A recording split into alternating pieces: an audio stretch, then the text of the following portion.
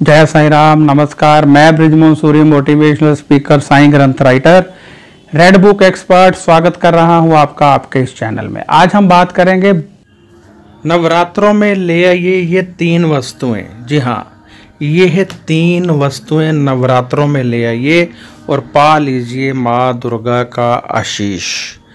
ये वस्तुएं यदि आपके निवास पर नवरात्रों में आती हैं तो इनकी विशेष शक्ति इनके साथ आती है। नवरात्रों में माँ दुर्गा की विशेष शक्ति धरती पर बरसती है, जिसे हम वाइब्रेशन कहते हैं। ये वाइब्रेशन धरती की तरफ तेजी से बरसती है नवरात्रों में। और यदि नवरात्रों में हम कुछ एक चीज़ें होती हैं यदि अपने निवास पर ले आएं तो उनका हमें बहुत अधिक लाभ मिलता है। बहुत कम लोग जानते हैं ये सब, लेकिन यदि आप देवी मद भागवत पढ़ेंगे तो उसमें भी लिखा है कि देवी अपने भक्तों पर बहुत कृपा किया करती है और नवरात्रों के दिनों में देवी अपने भक्तों पर विशेष कृपा बरसाती हैं। परंतु जो भक्त इस कृपा को ले सकते हैं वहीं लेते हैं, जो नहीं ले पाते हैं वंचित रह जाते हैं। तो हमने इन नवरात्रों में ये लाभ लेने हैं। ये जो वस्तुएं हैं पूरे नवरात्रों में कभी भी आप ला सकते हैं। इसमें ये नहीं है कि कब लानी है, किसी भी वक्त आप ला सकते हैं। यानी नवरात्रों के दौरान यदि ये वस्तुएं हमारे निवास पर आ जाती हैं तो इनकी शक्तियां, यानी जो परमात्मा की शक्तियां हैं, जब तक ये वस्तुएं हमारे निवास पर रहती हैं हम पर बरसती रहती हैं। तो अब हम ये जानेंगे कि आखिर ये वस्तुएं हैं कौन सी। मैं आपको डिटेल में बताने वाला हूँ। पहले मैं लॉजिक बता रहा था कि लॉजिक क्या है। ये कोरी कल्पना नहीं है, ग्रंथों में लिखा हुआ है और आप भी मानेंगे। पूरी वीडियो देखिए, आप खुद मानेंगे। मैं लॉजिक के साथ बताऊंगा कि इन वस्तुओं को लाने से लाभ क्या मिलता है। सबसे पहली वस्तु है घी, देसी घी, और वह भी सिर्फ जोत के लिए। जोत के लिए जो आप माँ के समक्ष प्रज्वलित करते हैं या अपने गुरु के समक्ष प्रज्वलित करते हैं, वह जोत के लिए ये घी ले आइए, जितना ला सकते हैं, किलो, 2 किलो, 5 किलो, 10 किलो। क्योंकि ये घी जब जब जोत के रूप में जलेगा तब तब आपको शक्तियां और प्राप्त होंगी। यानी जो नवरात्रों की शक्तियां हैं वो तब तक आपको मिलती रहेंगी, माँ की विशेष शक्तियां, जब जब आप ये जोत का घी घर में जलाएंगे। उपनिषद कहती है कि जब जब आप दुखी होते हैं, यदि आप परमात्मा का नाम सिमरन करते हैं तो परमात्मा आपके कष्टों को हर लेते हैं, आपको शक्ति देते हैं कष्टों को सहने की। कहते हैं जब जब हम दुखी हों, यदि हम नव दुर्गा सप्तशती जो है वो पाठ करें तो हमें लाभ मिलता है। दुर्गा सप्तशती का पाठ करते हैं तो हमें लाभ मिलता है यदि हम दुखी हैं। तो यदि आप परेशान हैं, अपने गुरु का नाम सिमरन करेंगे तो आपको लाभ मिलेगा। तो अब नवरात्रों में क्योंकि विशेष शक्तियां होती हैं, तो कोई ऐसी वस्तु जो हम पूजा में इस्तेमाल करते रहें, हम अपने निवास पर ले आए घी के रूप में। और जब जब अब इस घी की जोत जलेगी, नवरात्रों की वही शक्तियां हमें मिलेंगी। वही शक्तियां मतलब जो बरस रही थी नवरात्रों में और नवरात्रों के बाद बंद हो गई, हमें वही शक्तियां मिलती रहेंगी जब जब उस घी की जोत जलेगी। परंतु जरूरी है कि नवरात्रों में उसी घी में से आप जोत जलाएं। मान लीजिए आप 5 किलो घी ले आए, आपने रख लिया। उस घी को घर में इस्तेमाल नहीं करना है कि मेहमान आ गए, चलो इसमें से थोड़ा घी ले लें और अपने निवास पर हम तड़का लगा लें, भोजन बना लें। ऐसा नहीं करना है, फिर वो शक्तियाँ वहीं पर ख़त्म हो जाएंगी। शक्तियाँ किसे कहते हैं? वाइब्रेशन को, पॉजिटिव वाइब्रेशन को। मुझे एक ने मैसेज किया कि आप वाइब्रेशन के ऊपर बहुत बोलते हो, तो मैंने उसको बताया कि ये दुनिया ही वाइब्रेशन के सहारे चल रही है। बुराई होती है नेगेटिव वाइब्रेशन से, अच्छाई होती है पॉजिटिव वाइब्रेशन से। तो यदि हम चाहते हैं कि हम वाइब्रेशन लें तो आपको इन शक्तियों को एकत्रित कर लेना है। अब इन शक्तियों को एकत्रित करने के लिए कोई बर्तन नहीं होता है। इन शक्तियों को इकट्ठा करने के लिए कोई लॉकर नहीं है। इन शक्तियों को इकट्ठा करने के लिए कोई साधन नहीं है। इन शक्तियों को इकट्ठा करना है तो कुछ एक सामान ऐसा घर में रखना होगा जिसका प्रयोग आप जब जब करेंगे आपको तब तब विशेष लाभ मिलेगा। घर में जोत तो वैसे भी जलती है, परंतु उसमें उतनी शक्ति नहीं होती है जितनी कि नवरात्रों में ज्योत जलेगी तो शक्ति होती है।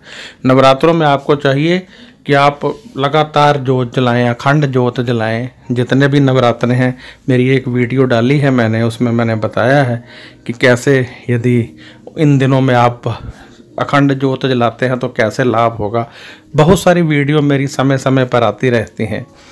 तो अब जो ये वीडियो है, इसमें मेरा बताने का मतलब है कि हम 3 चीज़ें ऐसी निवास पर लाएंगे जो विशेष शक्तियाँ देंगी। एक तो मैंने आपको बता दिया देसी घी, वो आप ले आए, उसमें से आपने जोत जला दी, बाकी आपने रख लिया। जब जब आप जोत जलाएंगे तब तब आपको विशेष रूप से शक्तियाँ वहाँ से मिलेंगी, विशेष रूप से वाइब्रेशन वहाँ से मिलेंगी, आपके कष्ट दूर होंगे।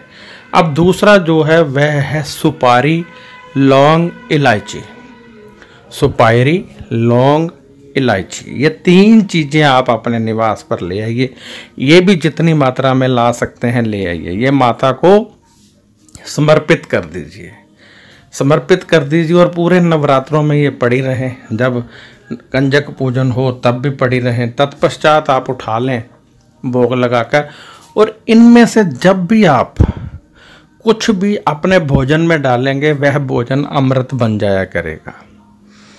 आपके घर में मेहमान आ रहे हैं, आपने 1 लौंग उसमें डाल दिया, या आपको लगता है कि आपका बच्चा इंटरव्यू देने जा रहा है, आपने 1 लौंग उसकी चाय में या दूध में डालकर उसको पिला दिया, या आपको लगता है कि आपके घर में कोई रोगी है, उसको थोड़ा सा उसमें से डालते रहे तो आपको देखेंगे कि उसकी रोग में निरंतर कमी आती जाएगी और वह स्वस्थ होता जाएगा व्यक्ति।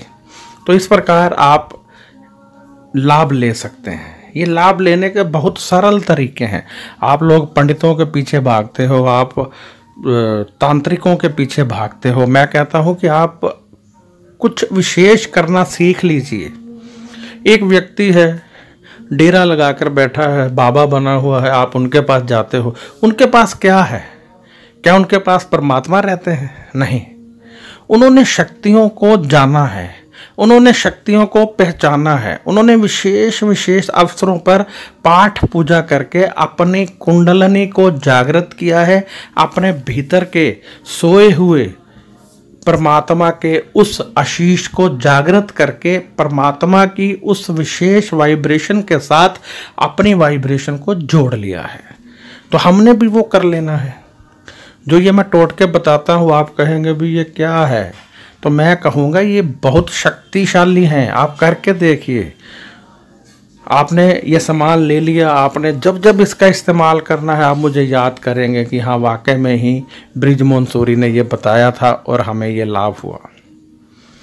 तो आप करके देखिए।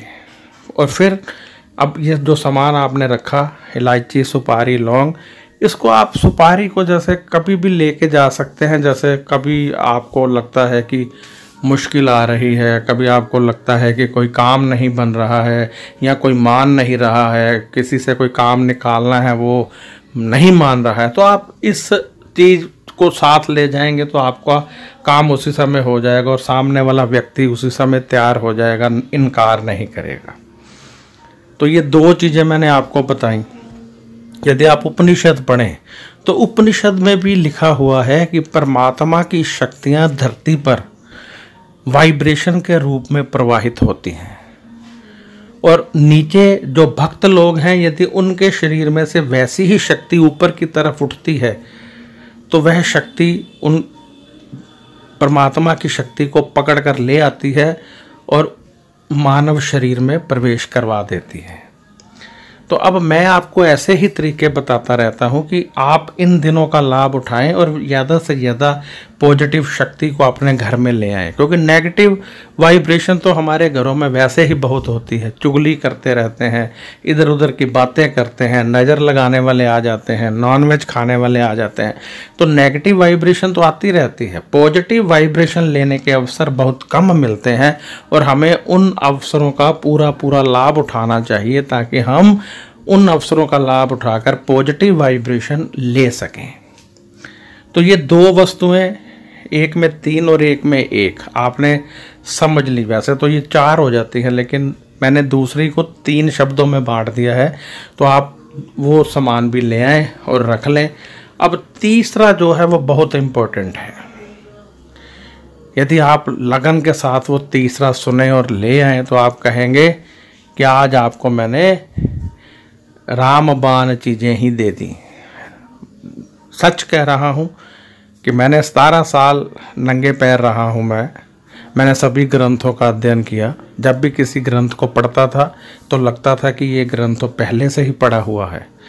एक दिन हिम्मत करके अपने माता श्री से पूछा कि ऐसा क्यों होता है कि मैं कोई ग्रंथ खोलता हूँ जिसको पहली बार मैंने हाथों में लिया तो कोई पेज पढ़ने के बाद 4 पेज अगले मुझे अपने आप क्यों आ जाते हैं।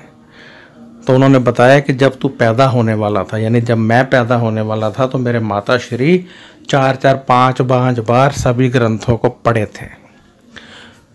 उनका सदका ही आज मैं भक्ति के सागर में डूबा हुआ हूँ। उनका सदका ही वो परमात्मा मेरे पर विशेष कृपा करते हैं, मैं भोग खाता हूँ। मेरे पर विशेष कृपा क्या है? ये है कि मैं परमात्मा का भोग खाता हूँ। मैं परमात्मा का जल मिलाकर पानी पीता हूँ। मैं 17 साल नंगे पैर रहा हूँ। मैं ज़मीन पर सोता रहा हूँ। तो ये परमात्मा की कृपा है। तो मेरा बताने का मतलब ये है कि हम वह सारी शक्तियाँ अपने में ले सकते हैं और हमको लेनी चाहिए। जो मैं अब बताने वाला हूँ ये मेरे पाठ का नतीजा है कि मुझे इनका ज्ञान हुआ।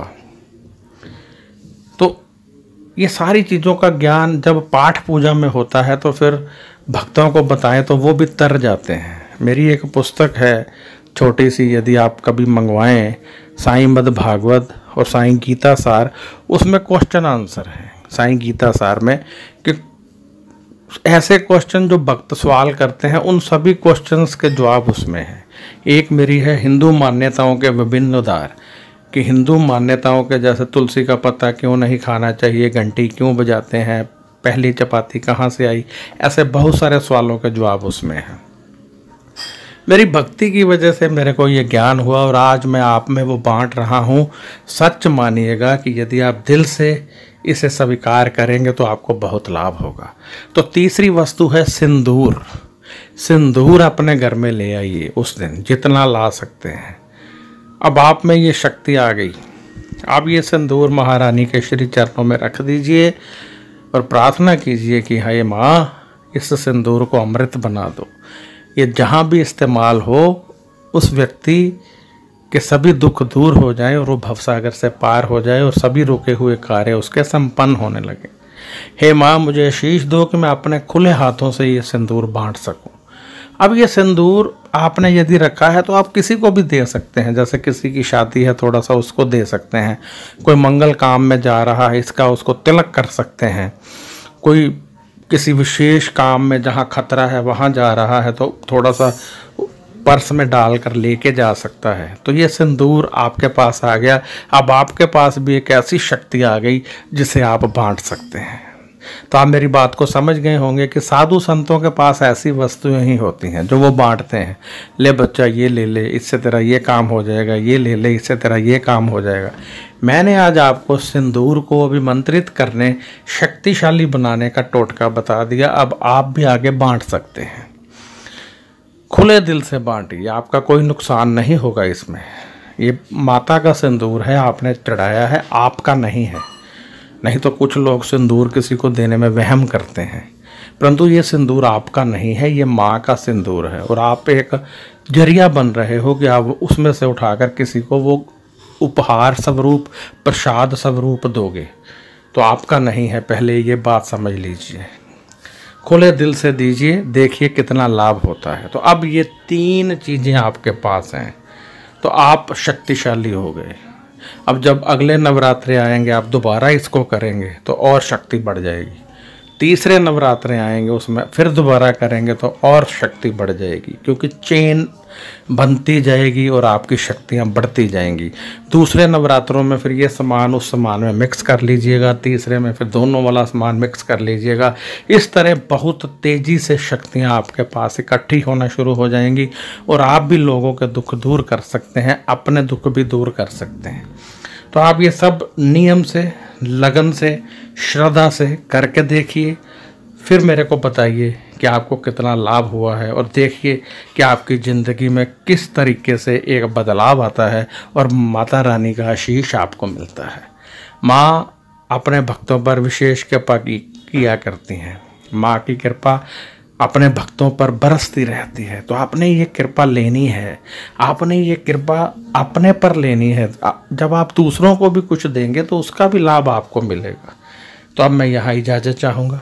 यदि आपको लगता है कि ये वीडियो अच्छी है तो इसको लाइक कर दें, और यदि लगता है कि मैं और भी अच्छी वीडियो डालूँगा तो ये चैनल सब्सक्राइब कर लें और शेयर ज़रूर करें।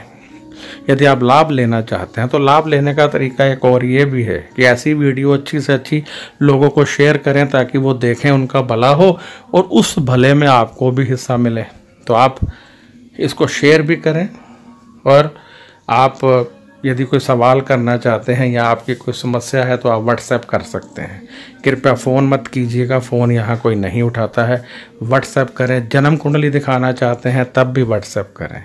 तो अब मुझे इजाज़त दें। नमस्कार, खुश रहिए और अपना ध्यान रखिए।